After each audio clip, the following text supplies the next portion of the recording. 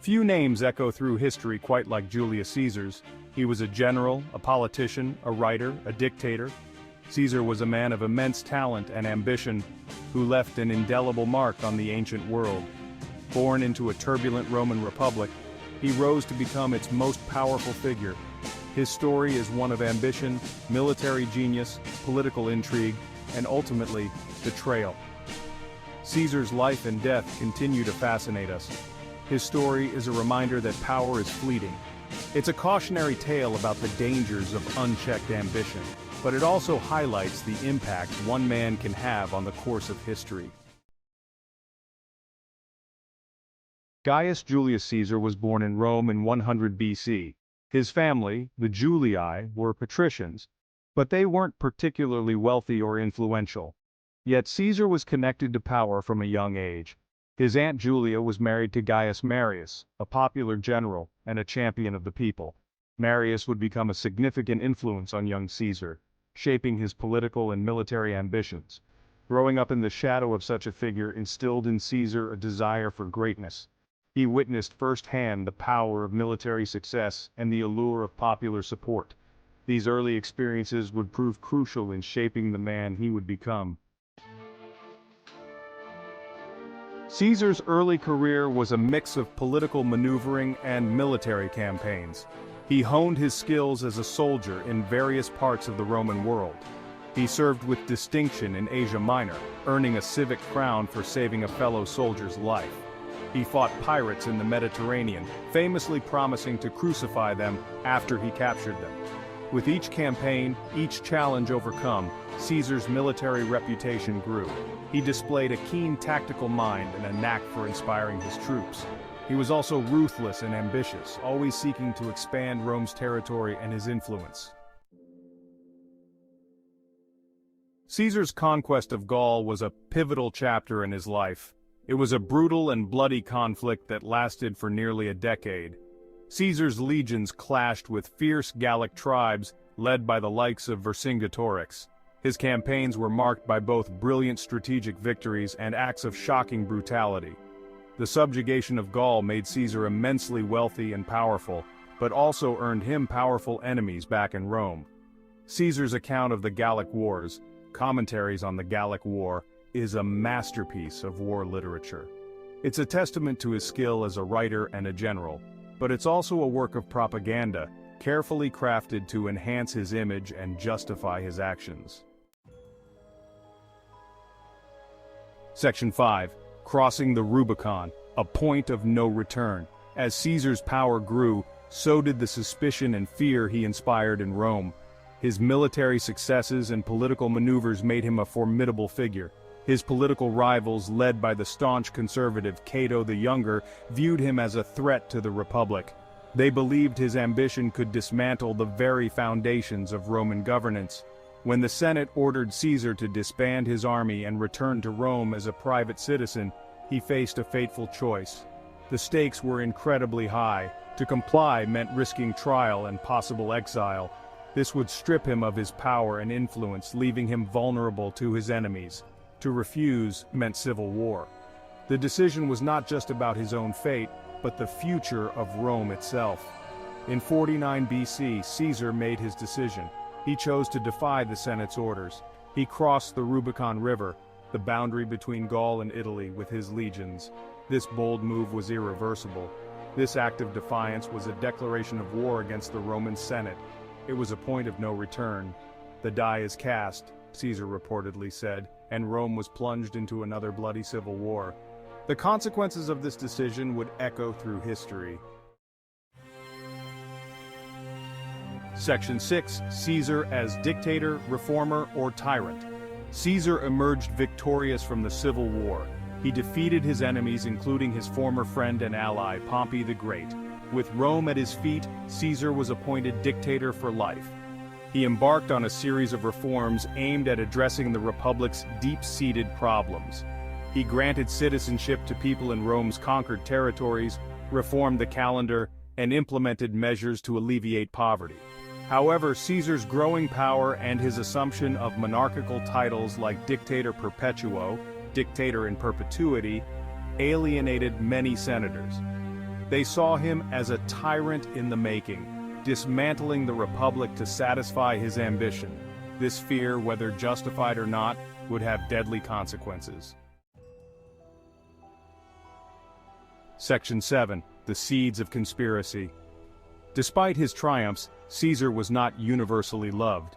His autocratic rule and the growing cult of personality around him made many in the Roman elite uneasy. Whispers of conspiracy began to circulate in the shadowy corners of the Senate. A group of senators led by the idealistic Brutus and the ambitious Cassius began to plot Caesar's downfall. They believed that by eliminating Caesar they could save the Republic from tyranny. The conspirators saw themselves as patriots, defenders of Rome's ancient liberties. They were willing to sacrifice everything, even their lives, to prevent Caesar from becoming king. Their plan, however, would have far-reaching consequences, plunging Rome into another cycle of violence and instability. Section 8. The Ides of March, a Day of Blood. The Ides of March, March 15th, 44 BC, dawned like any other day in Rome. The city was bustling with its usual morning activities, unaware of the impending tragedy. Unaware of the plot against him, Caesar prepared to attend a meeting of the Senate. He dressed in his finest toga, ready to address his fellow senators. He ignored the warnings of soothsayers and the pleas of his wife Calpurnia, who had dreamt of his assassination. Her dreams were filled with ominous signs, but Caesar dismissed them as mere superstition. As he entered the Senate chamber, surrounded by men he thought were his friends and colleagues, the conspirators struck. The atmosphere was tense, yet Caesar remained oblivious to the danger lurking around him. They surrounded him, daggers drawn. The betrayal was swift and brutal, leaving no room for escape.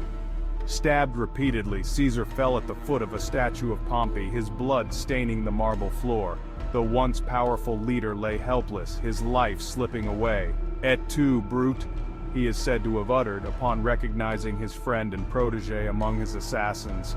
The words echoed the deep sense of betrayal he felt in his final moments. Whether these words were actually spoken or not, they capture the shock and betrayal of that fateful day. The assassination of Julius Caesar marked a turning point in Roman history, forever changing the course of the empire. Section 9. The Aftermath. Did the Republic die with Caesar? Caesar's assassination did not save the Roman Republic as the conspirators had hoped. Instead, it plunged Rome into another round of civil wars. The assassination backfired spectacularly. The Roman people, who had once cheered Caesar as their champion, were outraged by his murder. Mark Antony, Caesar's loyal lieutenant, skillfully exploited this anger, using it to turn the public against the assassins. The Republic, already weakened by decades of internal strife, was dealt a fatal blow. In its place rose a new order, the Roman Empire, built on the legacy of the very man the assassins had sought to stop. Section 10. Caesar's Enduring Legacy. Julius Caesar's legacy is complex and multifaceted. He was a brilliant military strategist, a shrewd politician, and a gifted writer. He left an indelible mark on the Roman world, expanding its borders, reforming its institutions, and laying the groundwork for the Roman Empire. His name became synonymous with power and authority, a title bestowed upon emperors for centuries. Yet, Caesar was also a ruthless and ambitious man, willing to wage war and shed blood to achieve his goals. His disregard for the norms of the Republic and his accumulation of power ultimately led to his downfall. His story serves as a cautionary tale about the corrupting influence of power and the dangers of unchecked ambition. Section 11. Conclusion. Lessons from the life and death of Julius Caesar. Julius Caesar's life and death offer valuable lessons for all time. His rise to power and subsequent fall are a testament to the complexities of leadership and the volatile nature of political life. They remind us that even the most powerful individuals are not immune to the forces of history. The tides of time can elevate and just as swiftly bring down those who seem invincible. They highlight the dangers of unchecked ambition and the unintended consequences of political violence. Caesar's assassination was a stark reminder of how power struggles can lead to chaos and upheaval.